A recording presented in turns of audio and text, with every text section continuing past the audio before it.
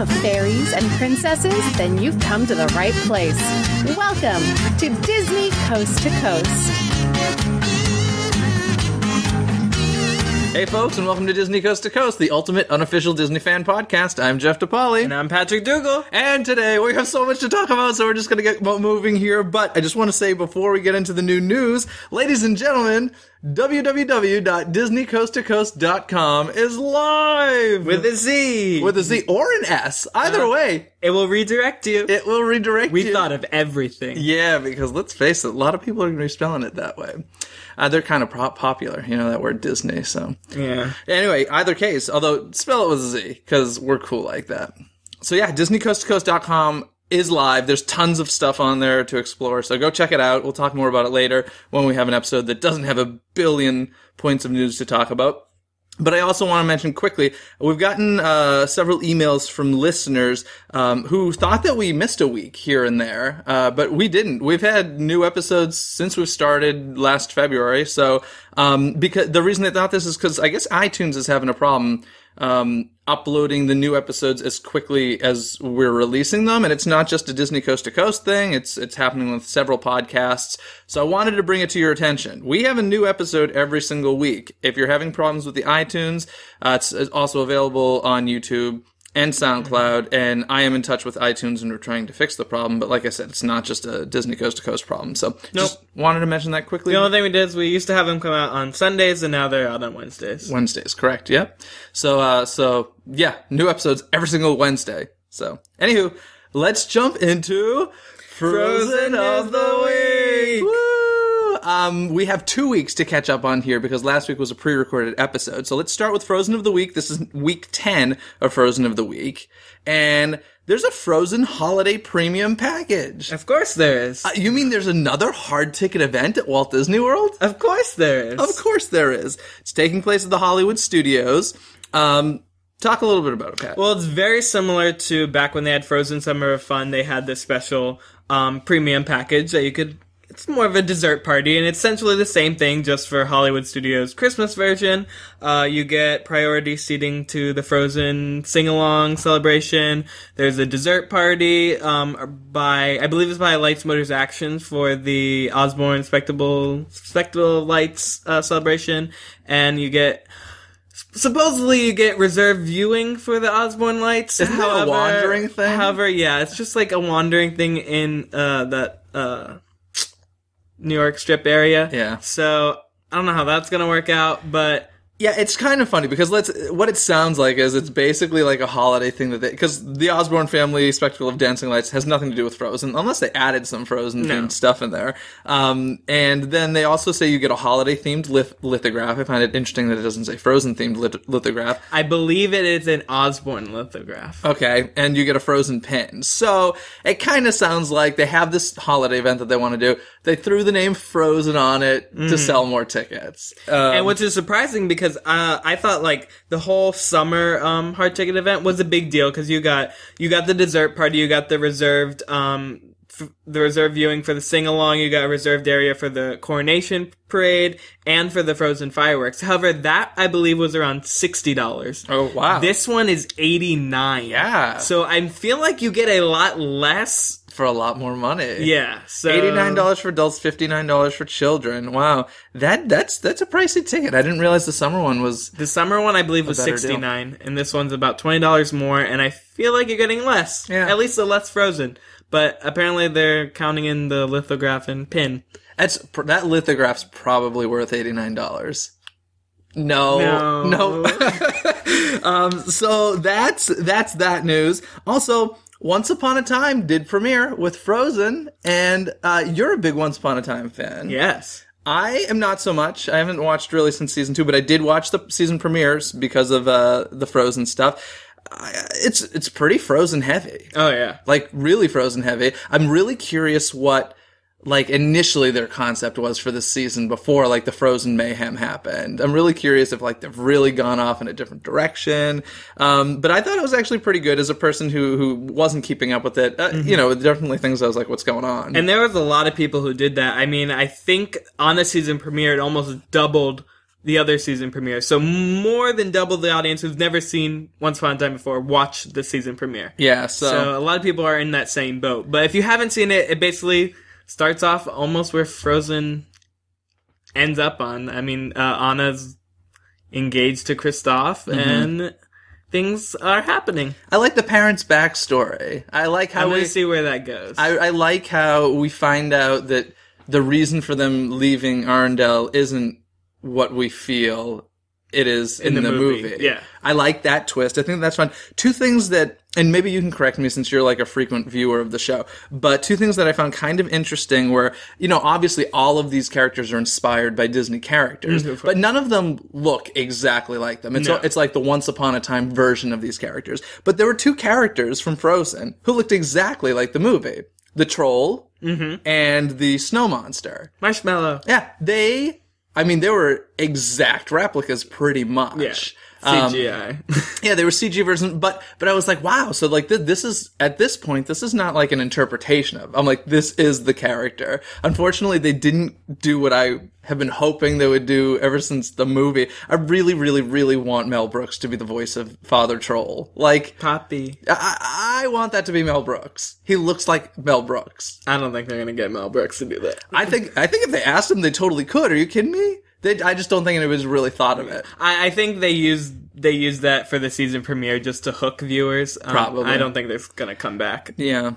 But I do think in terms of all the other characters that they have, even Anna and Elsa are very close to the movie. Yeah. Very close. It's pretty, it's interesting. And once again, like, I think Once Upon a Time has such a unique opportunity to take Disney characters and create their own world and build upon their stories. And it kind of, like, it's all tying into this family of Disney characters, and it kind of reminded me of, we talked about a couple weeks ago with Into the Woods, how there were rumors about them naming some of those characters, the Disney characters, and like, it's this like Disney world of fairy tales. It's like, there's the fairy tale world, and then like there's the Disney version of it, and most people know the Disney versions, even if like they're not true to the original at all. But I think Once Upon a Time has a pretty unique opportunity. We'll see where it goes. Hopefully we'll answer some of the questions that we've been asking from the movie, i.e., where she got her powers from. And you'll keep me updated, right? Yeah, I will. Yeah, I'm not going to watch it. But I did watch the original.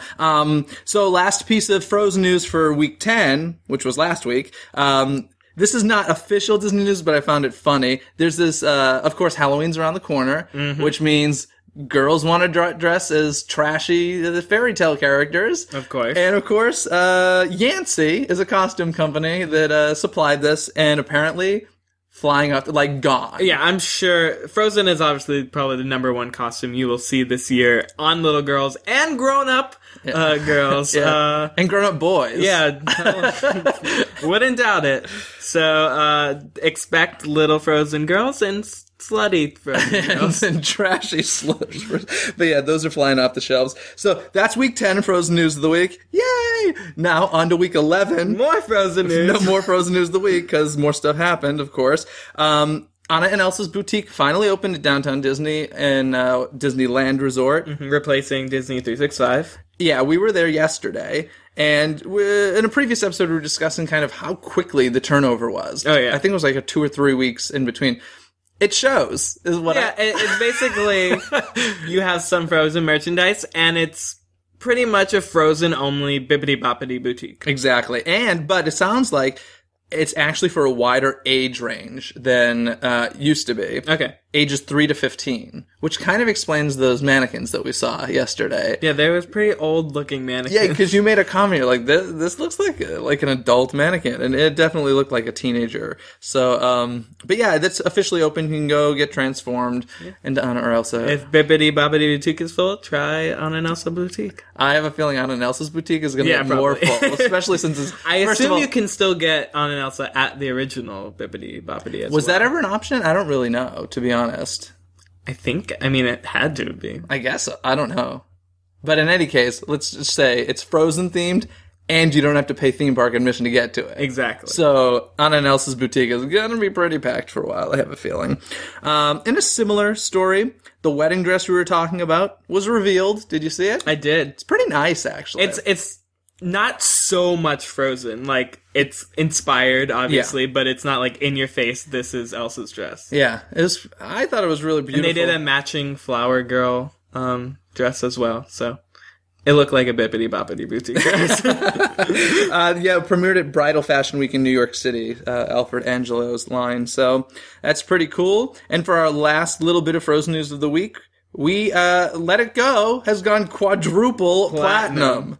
Crazy. That's nuts. But I don't doubt it whatsoever. And I think it was specifically the Idina Menzel version. Yes. That went quadruple platinum. So Frozen never dies. Hashtag Frozen never dies. So that's our Frozen news of the week, folks. We're now like a third of the way through our episode. I have a feeling we might go long today. But let's get back into our little Halloween talk that we've been talking about. We've been traveling around the world talking about the different Disney parks Halloween adventures. And this week, let's talk Tokyo. Yes. Tokyo Disneyland Halloween. In Tokyo Disneyland, they have what they're calling Happy Halloween Harvest, which, once again, I'm finding very interesting that these overseas parks are, like, celebrating the season. Yeah, it's not, like, so much Halloween as just, like, the Halloween season. Yeah, it's very autumny stuff. And it leads me to think, I really don't know what their weather conditions are. Maybe, like, people envy that, like, whole Northeast America autumn. Yeah. But I don't really know. And the other thing I'm questioning is maybe Halloween isn't, like, the whole trick-or-treat Halloween thing isn't as big in these other countries. It's really, really interesting to me that they're doing this whole harvest thing, especially since they don't celebrate Thanksgiving. But they have a cool little parade street party there. And they have, it's just really harvesty. And it's they say they actually do stop at locations and do like a street party type of thing. And they also have a Haunted Mansion overlay as well. Holiday Nightmare. I think it's pretty similar to Disneyland over here. Yeah, so they were the first to do it, I believe. I think they got it for us. And they even have a fireworks show there. But it doesn't end there, folks. It also goes over... Was there anything else in Tokyo Disneyland you want to mention before we go to Tokyo They did have a show, Super Duper Jumping Time. I think it's a normal show they have, but they twisted up for Halloween. Yeah, they added some little Halloween things. It was really funny because some of the photos and stuff, I was like, looks like a different decade. It looks like Mickey Mouse Club circa early 90s. Like, it was really, really interesting. Which explains, like, the way that the tourists dress when you see them in Disneyland. Oh, yeah. You're like, oh, okay, that's cool in Tokyo. Yeah, it's the thing to do. It's the thing. If we have any Tokyo listeners, I don't know, send us pictures of your Disney getup. Oh, no, yeah, they're insane. I mean, in a good way. Like, when I see them in Disney, I'm like, yes, I'm gonna give you an applause because you are decked out in, like, 100% Duffy.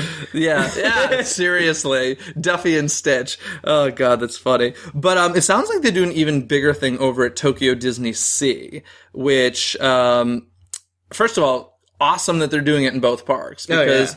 We were just at the Disneyland Resort yesterday. Disneyland, decked out for Halloween. So much Halloween. Disney California Adventure? Zero Halloween. Nothing. Like, Not even decorations or anything. Which is weird because I remember before any of the construction, so a while back, they actually did, they did have Halloween decorations. I remember giant candy corn everywhere.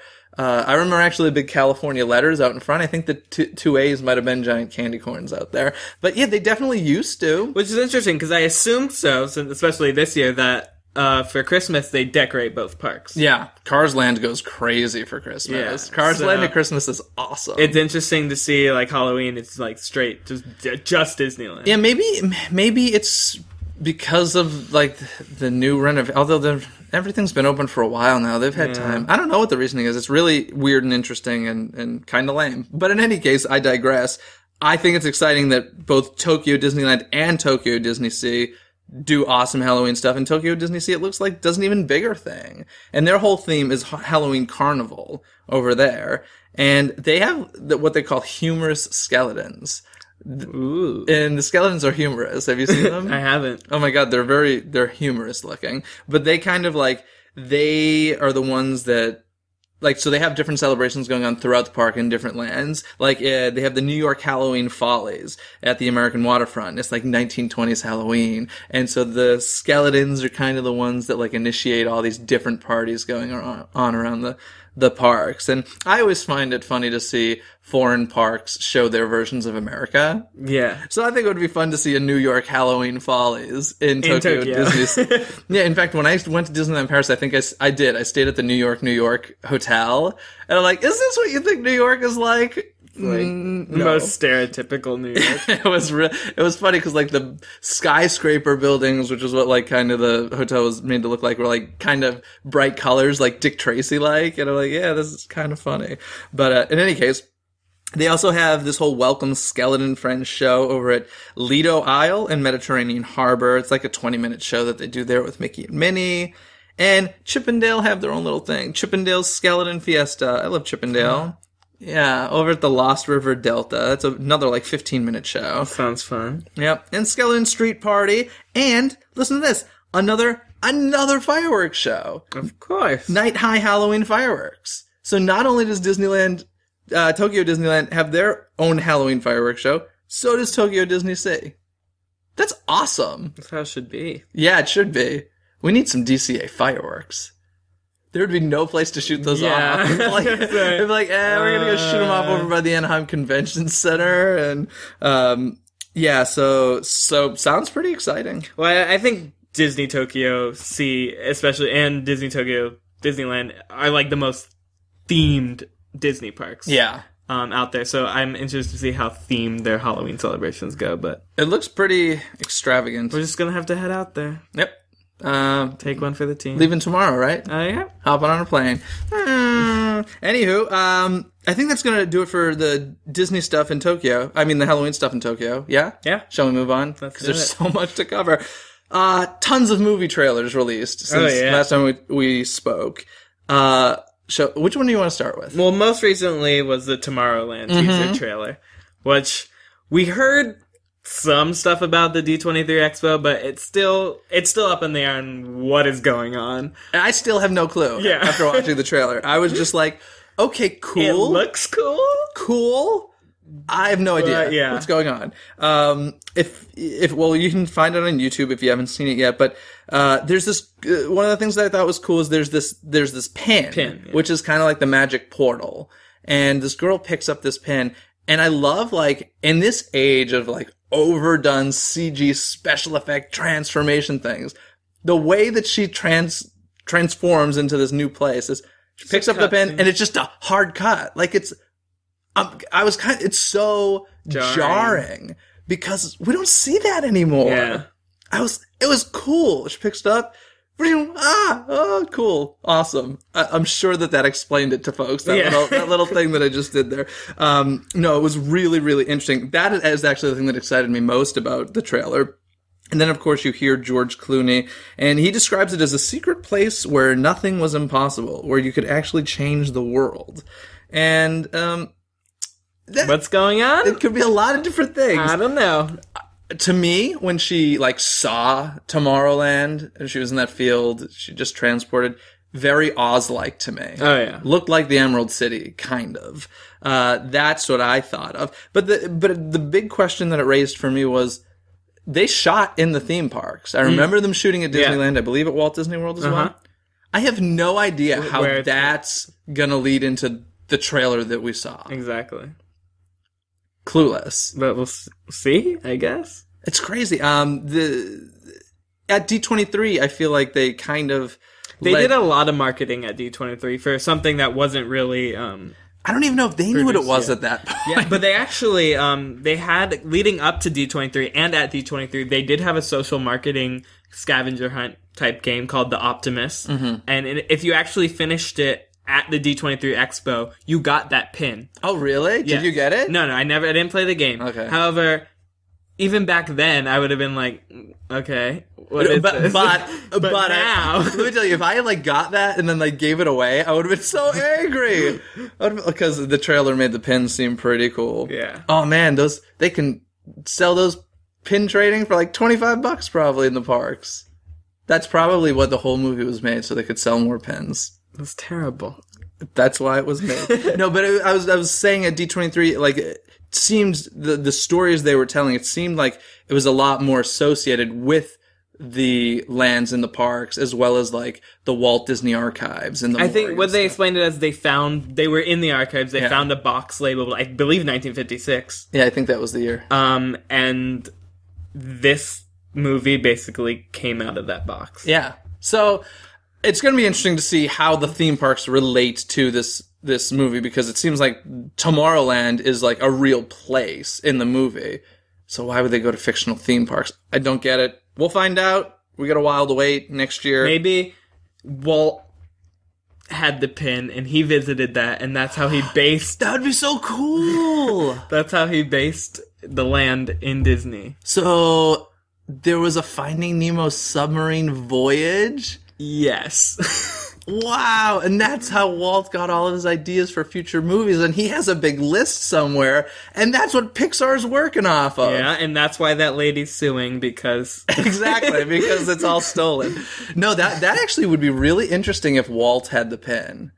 That would make my day. And then we have a cameo from Tom Hanks playing Walt Disney. We'll see. Got a pin here. Maybe George Clooney's Walt Disney. I hope not.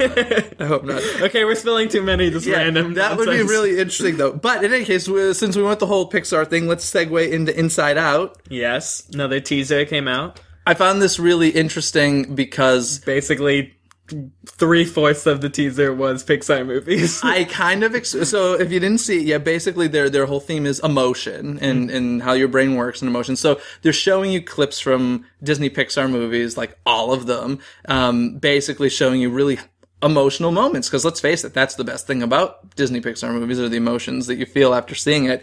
But it was so extravagant. I literally, like, after the trailer, kind of expected to see, like, all of these Disney Pixar films are now available on Blu-ray and DVD. Like, it seemed like a commercial for Disney Pixar. But it looks like a fun little movie. I like, the thing that I like about Disney Pixar movies is they often make you think, like, what a, like, obvious idea. Oh, yeah. Like, how does the brain work and those emotions that live inside your brain. And then they do it, and it's like, God, why didn't I think of that? It was so cool. Maybe the movie will explain to me why I didn't think of that. Explain to you. Well... It's more about, like, a 14-year-old girl's brain, but yeah. That's pretty much how my brain works. I pretty much have the brain of maybe a 16-year-old girl. Okay, we'll give you that. So yeah, Inside Out. Anything else you wanted to say about that? No, waiting for more footage to come out. Okay. And another trailer that was released? Yeah, the final trailer for... At New York Comic Con, they released the final trailer for Big Hero 6. And the entire movie. Yeah, pretty much. They did a first full-length screening for some attendees over there, so they've already seen it pretty much a month in advance, even before some of the people who worked on the film. But yeah, they released another, I believe it's going to be the final trailer. We saw more of Hero, some more Baymax. The only thing I'd like to see more of is the other team. We've seen the same footage. All three trailers have had the same footage of the other team. But we're just getting a lot of Hero and Baymax at the moment. Yeah, and we went to the big thing at Disneyland, the extended peek, yeah. And yeah, it looks cool. Should we talk about your theory? No. No? I don't want to talk about it. Okay, it was like a mega spoiler, and 99% sure it's true. Yeah, don't look into the trailers too much, or else you'll spoil the whole movie for yourself. Yeah, you'll know the end if you really look at it. So, I guess if you really want to know, shoot us an email at DisneyCoastToCoast@gmail.com, and I'll happily tell you. And I'm actually seeing the movie on Saturday, so I could really tell you whether or not it's true. So, yeah. In any case, Big Hero 6, check out they never did the preview thing at Walt Disney World, huh? They just kept it at Disneyland. No, just at Disneyland. Crazy. So, Big Hero 6, November 7th. Awesome. So, tons of movie trailers out. Moving on from there, this is some crazy news that I can't even get over. Toy Story Midway Mania testing going on at Walt Disney World. FastPass Plus only. Yes. So, for a week's length, they made Toy Story Mania a FastPass Plus only attraction, meaning there was no standby line. The only way to get on this ride is to have a FastPass Plus option. Now, of course, they left a lot open so you can get that one day, that day in general, but of course you'd have to get there within the first hour of the park to receive that.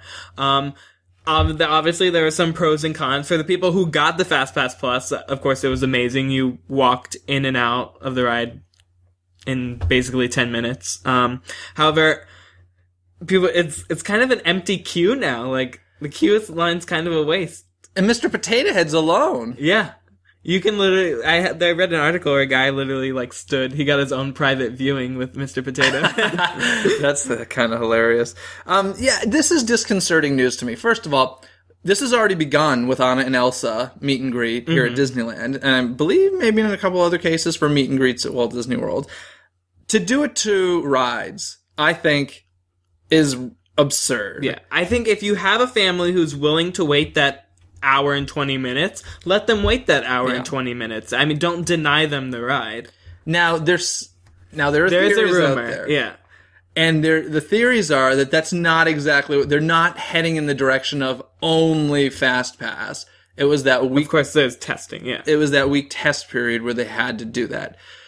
The disappointing news is the rumors are that a couple weeks ago we spoke about Stage 1 at Hollywood Studios. That was where Oaken's Trading Post was, in the ice skating rink for the Frozen Summer Fun. Yeah, and all of the big Disney bigwigs were there scoping out the area and stuff. And we were talking about maybe it's going to be a Cars Land. Hopefully it's a brand new attraction. Well, now based on the rumors, I hope it's Cars Land because they're saying it's just going to be a third track. Basically, they're going to... The Toy Story Mania that is there right now, the 2 tracks, will stay FastPass Plus, and they will build another third track in the Stage 1, which will be only standby.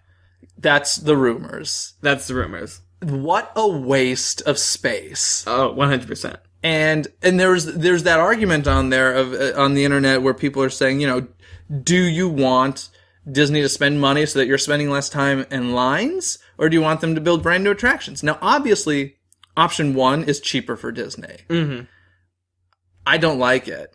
I'm really upset, to think that that's what this big secret is. That we're just gonna get a third track for an attraction that already exists. Just to lessen wait times, yeah. I'm really unhappy about that. Hopefully it's not true. I think it is. I mean, I feel like Disney would pull something like this. I think it makes a lot of sense. Especially, for those who are out here in California, Toy Story Mania, it's an okay length, but over in Hollywood Studios, it's like the main attraction. Yeah, which I find interesting. One of it is, I think Toy Story Mania and...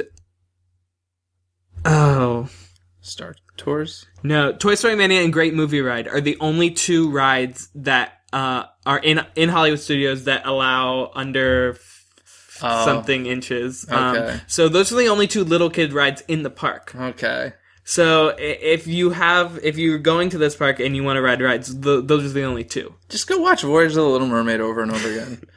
It's disconcerting news to say the least. I had really high hopes for that Monsters Inc. door ride or something actually happening, and to fly people out the bigwigs to check out the space and see if it's doable is just crazy to me. Guess what? We're going over this week, folks. However, there's actually another surprise news. I don't know if you read about this. Talk to me.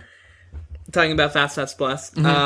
Be Our Guest lunch is now FastPass Plus only as well. Yeah, I had heard about that. No longer, if you want to eat for Be Our Guest for quick service, there was a lunch option that you could wait outside and order like a regular quick service. However, now if you want to do that, it has to be part of your FastPass Plus plan. When I was talking to somebody about this whole cutting the lines down thing, and of course Disney plays it off as, we don't want you to wait. We don't want this to be how you spend your day. Could it be more, have there been tests perhaps that the longer you're in line, the less money you spend on food and merchandise? I wouldn't put it past them. I think that is a very reasonable argument. I feel, especially in the Walt Disney World, waiting in line is a huge thing for them. This is why there's so many interactive queues out there. I don't know if it's... Walt Disney World is more of a tourist location, so maybe if they feel like this person's only here for 3 days or whatever, that they want to try to get their best thing in, but I don't know think they care that much. Well, I don't know why they would put so much into the interactive queues or into the FastPass Plus system. Obviously, they've spent millions and millions over budget Billions. on My Magic Plus. Yeah. So I assume there's a long-term plan. Yeah. But I thought that was interesting because I never thought about that. And somebody was like, I bet you it's because people spend less money when they're in line, which makes total sense. well, if you're making a quick service restaurant FastPass Plus only, I mean... Yeah, I guess that's true. I don't know. It's happening, folks. Toy Story Midway Mania. FastPass Plus emotions are mixed. Yeah. Every day. I actually like FastPass Plus. I definitely think there are a lot of pros to it. But there's still going to be continuous testing for a long time now. The more and more I hear about it and the more and more stuff they keep doing to it, the more and more I keep thinking, I don't know if Disneyland's ever going to see it. Yeah. I really don't know if we'll ever get My Magic Plus here. And that's okay. That's the thing. The FastPass Plus and Magic Bands caters to tourists. Yeah. If you're an annual pass holder, and if you're a local, and you're one of those people who just want to go to Disneyland on a whim, it's a bad system, because you have to plan your day out. Yeah. Anywho, we've talked way too much about that. But let's a few other little news points I want to get out this week. Disneyland Paris apparently in some trouble, which I thought that they were past this, but apparently the Walt Disney Company, who owns, I can't remember the percentage, but they don't own all of Disneyland Paris, just like all the other overseas parks. They had to bail them out with many millions of dollars, because apparently Disneyland Paris is in trouble. Like I said, I thought that they were over this. I know at the beginning they had the issue. They even changed the name from Euro Disney to Disneyland Paris to kind of get rid of that bad stigma they were having. But I thought like once they started making money, they built the Walt Disney Studios there. Mm-hmm. They built the second theme park. So I thought that they were doing okay, but apparently they're having money troubles. No, they're still hitting debt. But they've been bailed out by the Walt Disney Company, so... Of course, it's a smart idea, because they were saying, if they didn't bail them out and it goes under, that's still the Walt Disney name, and you never want that to happen. And what do you do with an abandoned Disney theme park? I couldn't imagine. How weird would that be, to just let it, like, decay? I mean, it would be knocked down, let's face it. It would be incinerated, just like Mickey heads. I don't think they could... To have that happen would just be a bad... Oh, it'd be terrible. A bad name on Disney. Yeah, so...